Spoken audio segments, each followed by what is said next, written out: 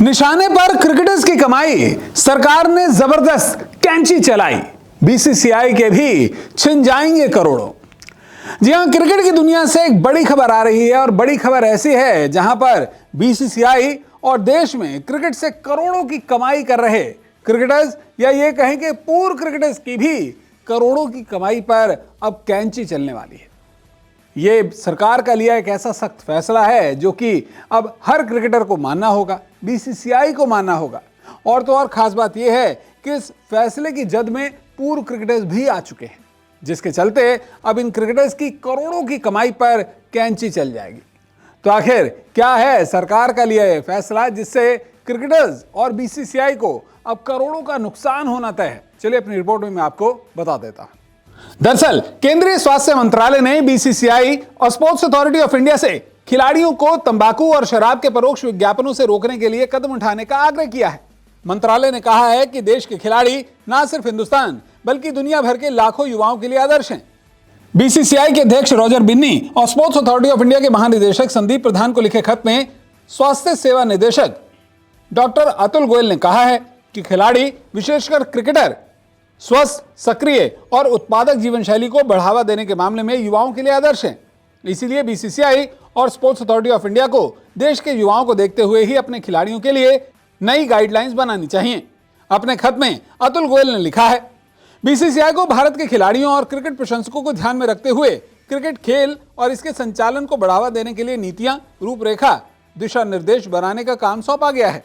IPL जैसे cricket आयोजनों के दौरान कुछ जाने माने क्रिकेटरों और मशहूर अभिनेताओं को तंबाकू और शराब संबंधित उत्पादों का परोक्ष विज्ञापन करते हुए देखना निराशाजनक है।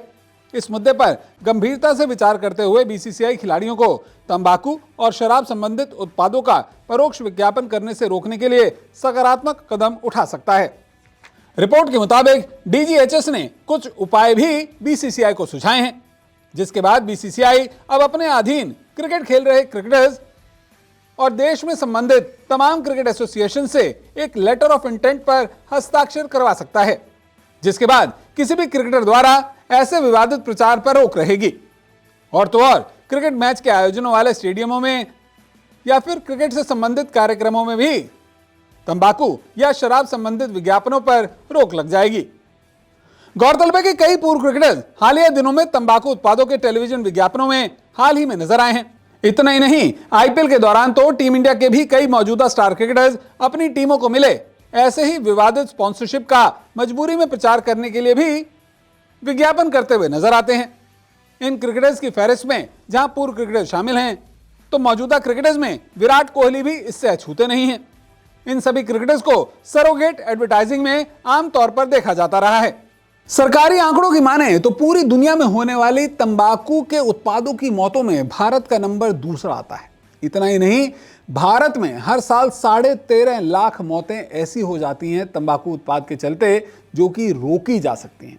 ऐसे में सरकार द्वारा ये फैसला भले ही क्रिकेटर्स और बीसीसीआई की कमाई पर कैंची हो, क्योंकि इससे सीधा इनकी कमाई पर असर पड़ेगा। आईपीएल हो या फिर क्रिकेट मैचेस के आयोजन हो, बहुत एडवर्टीजमेंट आपने भी देखी होंगी, लेकिन देश के युवाओं के भविष्य को देखते हुए इस फैसले को काफ़ी ज़्यादा सराहा जाना चाहिए। क्या है आपकी राय सरकार के इस फैसले पर? अपनी राय हमारे साथ जरूर साझा कीजिएगा। वीडियो देखने के लिए आपका बहुत बहुत शुक्रिया।